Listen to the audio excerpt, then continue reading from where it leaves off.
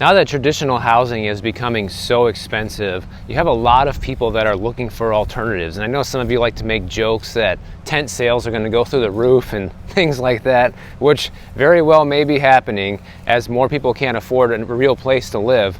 But before that, there is a next step before homelessness, guys, and it's called manufactured homes. And thanks, Steve, for sending me this story, because it turns out that shipments of manufactured homes have been up for 5 months in a row through August of 2023, and that's as of the most recent data available according to the US Census Bureau. Manufactured home sales have gone up by 7% year over year. Not only are manufactured homes a good bargain compared to regular homes, but it also kind of fills a niche for people that would like to build their own custom home but can't afford it.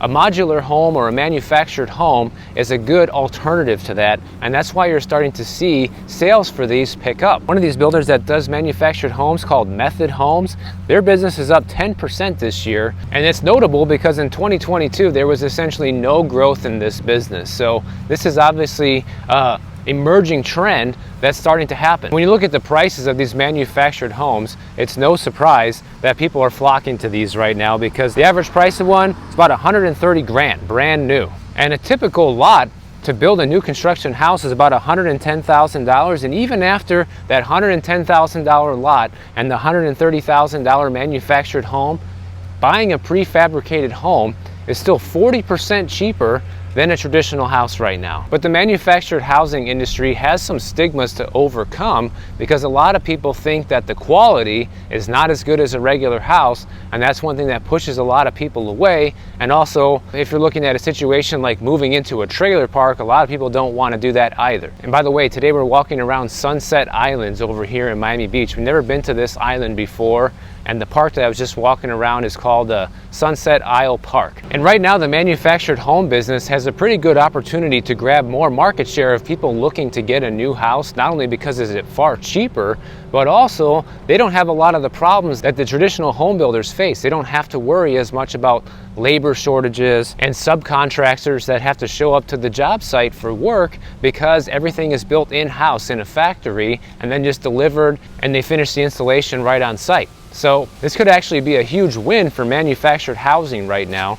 But the reason I wanted to bring this up is, number one, so people are aware that there is a cheaper alternative out there than buying some crazy house like this that nobody can afford. And it also shows you that people are looking for cheaper alternatives right now. The fact that the sales of these manufactured homes are starting to tick up is no coincidence. And I think you're just going to see more and more things like this happen over the next few years, as people just can't afford these houses, guys. Like, you know, even an average $400,000 or $500,000 house of median price homes today, that's still out of reach for almost everybody. Until that reverses, I think more people are going to be looking at these cheaper alternatives. Also, renting, that's another option that people have. I've covered this many times here on the channel, that people can look at renting right now because it is about 50% cheaper in most areas across the country than buying a house due to these prices and interest rates. You can save a significant amount on your monthly payment if you're just willing to be a renter for the next couple of years and wait out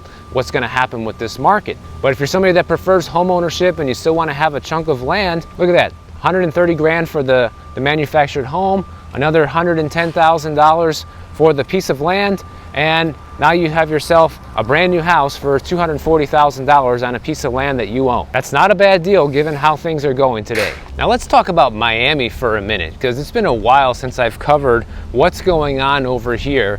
And one thing that's really emerging as a trend right now is the home sales are steadily declining. Even here in hot Miami, where everybody's been moving to and the home prices were going up seemingly forever, well, these trends are finally starting to come to an end here. In fact, when you look at this graph here of all of the single family homes and condos, you can see a trend emerging pretty much ever since March of 2023 that the amount of closed sales here has been steadily declining. Now, according to the Miami Association of Realtors, median sale prices for houses here are still up 5.6% year over year. One interesting thing to note here is that even though the active inventory is down 15% for all the single family homes available in Miami, the month's supply of inventory is actually going up. Well, how is that possible? is because the amount of the transaction volume is going down. One other emerging trend that we can see, which is not really new to Miami, both on the single family home and the condo side of things, you're starting to see more sales close in cash, and that's due to the fact that we have these crazy high interest rates, and at these prices, a lot of people will pay cash. But even the condo prices are still up 5.1% year over year to now $415,000 for a median price condo here in Miami. And it's the same thing with the month supply of inventory. It went from 4 months a year ago to 5.8 months right now.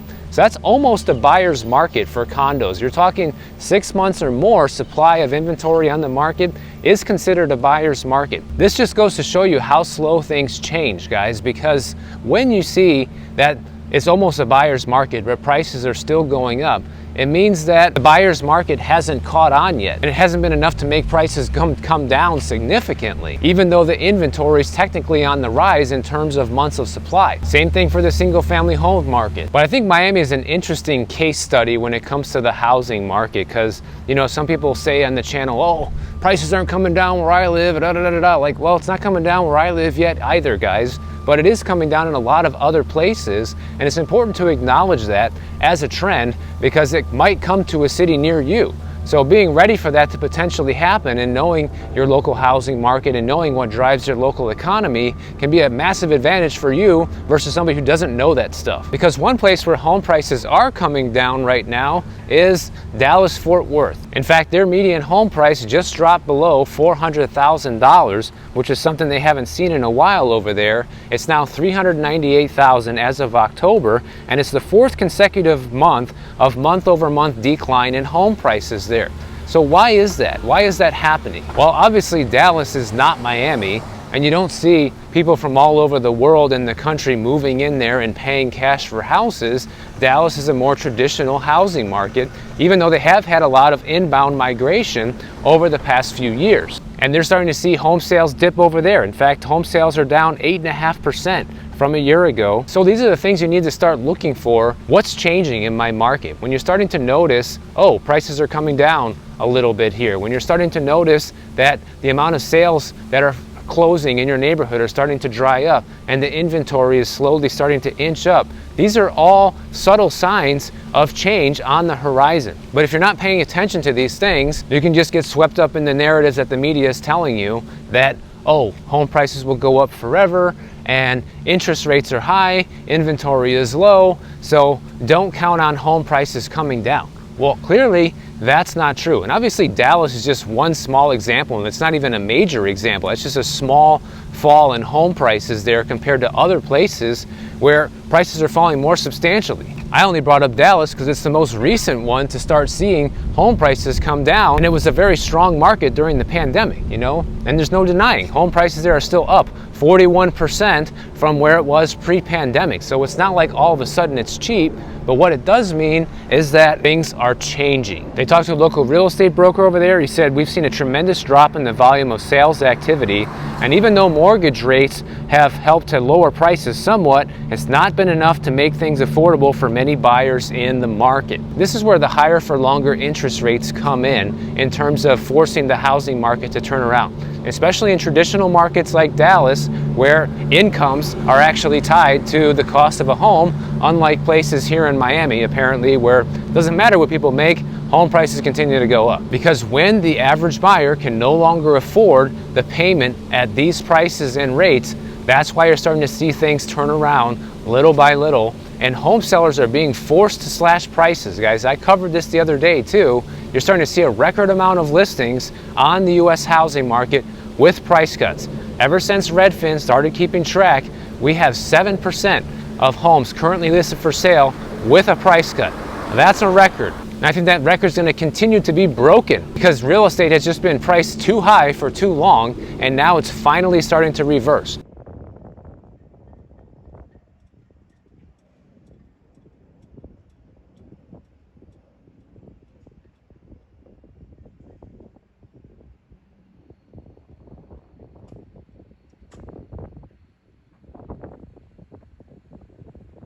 Some people ask me, like, well, why am I not seeing this where I live, or why am I not seeing things start to change, you know, Why is it only I'm hearing this from you, Michael? Well, it's because I'm covering different pockets of stories that are happening all across the country, and you might not see this happening in your own backyard. You might see the exact opposite happening, just like me here in Miami.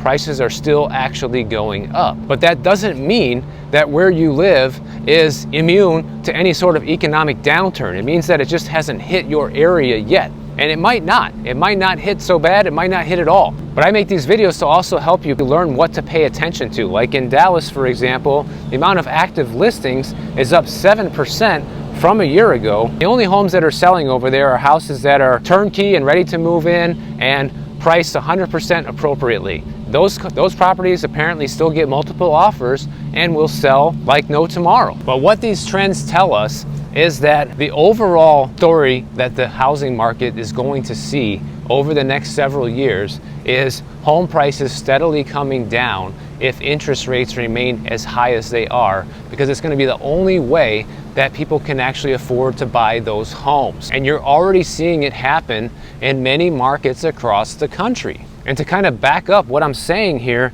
you literally need to earn $115,000 per year to buy the median price house in the United States, okay? Now that's as a household income, and maybe you do earn that, but even if you do earn that or close to that, that's putting you right at the edge, guys. That's putting you in a position where you barely earn enough to buy just the average house throughout the country.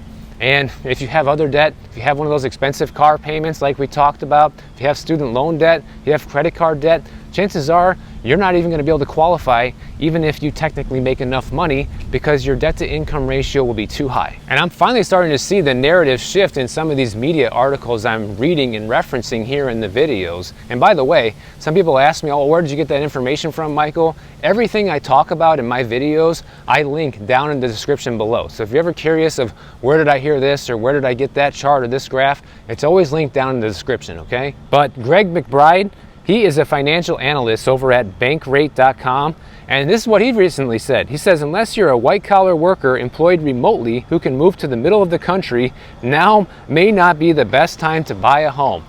What have I been saying, guys? What have I been saying? He says you're not getting a bargain. In most major markets, particularly east of the Continental Divide, home prices are at record highs, and the cost of financing the purchase is the highest it's been in 20 years, meaning practically nobody who's buying right now is getting a deal. It doesn't mean absolutely nobody. There's always going to be somebody who picks up an amazing deal due to a distressed sale, due to knowing somebody that just needs a quick exit and, you know, buying that property on the cheap. There's always something, right? But for the vast majority of people, they're not getting the deals right now. And his advice right now is, instead of stretching yourself extremely thin to buy a house, why not take the next year and a half to 2 years to pay down your debt, boost your savings, and maybe even try to get another promotion at work or find a way to make more money. And I completely agree with Greg's advice right now, because you're not going to see major shifts happen within the next 2 years of the housing market, guys. You're not going to see double-digit appreciation like we saw over the past few years. Those days are over.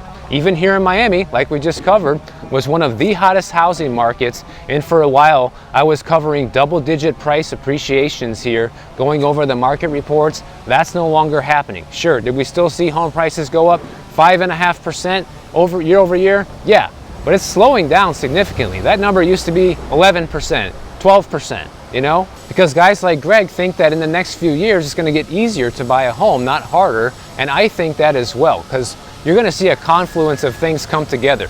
We're likely to see a situation where inventory slowly ticks up, just like we're seeing right now. The price cuts continue to go up as well, and eventually the interest rates will start coming down a little bit. And that's going to be a good combination for anybody looking to buy a home in this environment. Man, it is busy over here today. Every other house is a brand new house going up, guys. It is just insane. All these old houses, like I tell you, are getting knocked down. People are building these brand new mega mansions all over Miami. You know, it's going from this to this right now, which is also another reason why we're seeing prices go up here, because you're seeing a lot of new condos, brand new construction buildings up. You're seeing a lot of these houses being turned over and, you know, asking triple what they were when they bought it. So Lots of crazy shenanigans here. You also even have one of the economists from Redfin, Daryl Fairweather. She's saying that eventually you're going to see inventory become available because people move on with their lives, whether they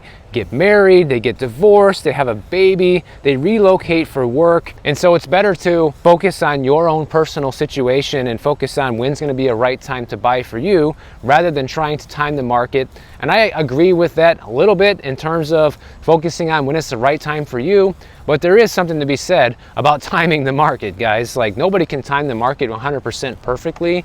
But at least being in the ballpark is going to substantially change how much you're going to pay for a home. But what this says is that even the chief economist over at, even Redfin now is starting to say that, listen guys, we are going to see more inventory hit the market over the next few years. This situation that we're in right now is just temporary. It's not permanent.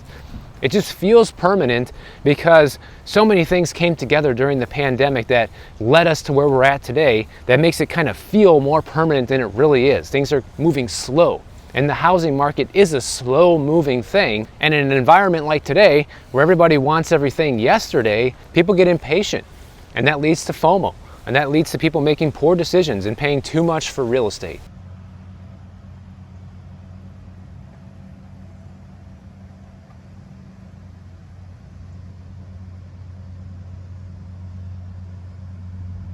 Now, I also wanted to clarify what has actually changed ever since this lawsuit with the National Association of Realtors. Well, not really that much has actually changed, guys. In fact, the Realtor Association just sent out an email the other day telling you, hey, what does this mean for me and my business? And what should I tell my clients who ask about the verdict of this lawsuit now?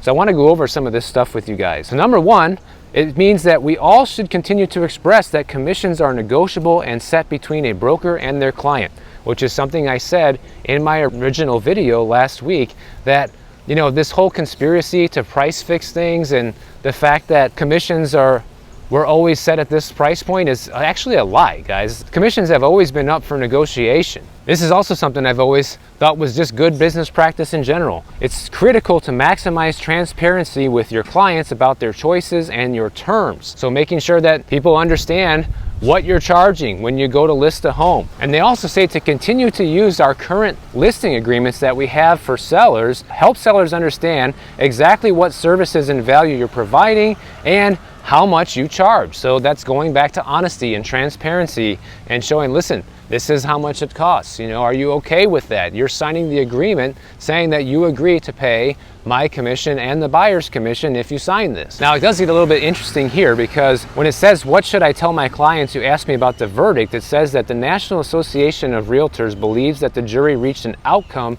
that is neither supported by law nor the facts presented in the case and plans to appeal. So they're basically saying this was unlawful ruling and they're hoping that their appeal is going to overturn this. And the other thing that they tell realtors to tell their clients is neither the buyer's agent or the seller's agent gets paid until the home closes, and the seller agrees to that compensation in writing. And it's important that, once again, you're transparent on the amount. And part of offering the commission to the buyer's agent allows transparent and accessible marketplaces where sellers can sell their home for more and have their home seen by more buyers, while buyers have more choices of homes and can afford representation. Because essentially buyers are not paying for representation under the current business model of the seller pays the full commission. So it does seem a little suspicious to me how this lawsuit was even won to begin with, because of the fact that compensation has always been negotiable, and the fact that they're saying that it really wasn't is really a lie. But anyhow, I think what this is going to do is it's also going to spur some new business models crop up throughout the real estate industry, which might not be a bad thing for agents. You know, one of the things they're talking about is either charging people by the hour or a flat fee. That could become the new norm. And there's already some brokerages that are trying to test this out right now. And I'm all for the hourly model, guys, even the flat fee. Both of them, because two things change when it comes to real estate with that. Number one, if you do flat fee, you're guaranteed to make some money, okay? In real estate, one of the worst things was always that you never know when you're gonna get paid or if you're gonna get paid. If they move to the hourly model, well, even better. Now I'm getting paid for every single minute I spend with a client versus just la-di-da-di-da. Let's go look at homes on Sunday for 3 hours and then nothing happens. You know what I'm saying? So that's a good thing for realtors. How much are they going to get away with being able to charge? I have no idea.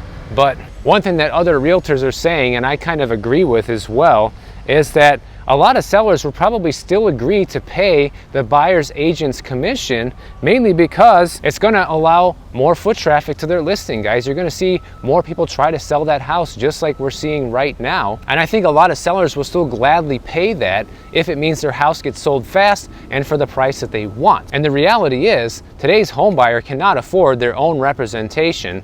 And if they're forced to do this, then home prices are going to have to fall substantially, because now the buyers are going to have to pay the commission out of their own pocket. So what would you rather have as a seller? In the end, I don't really think this is going to change a whole lot. I think a lot of people are still going to continue with the old business model as usual.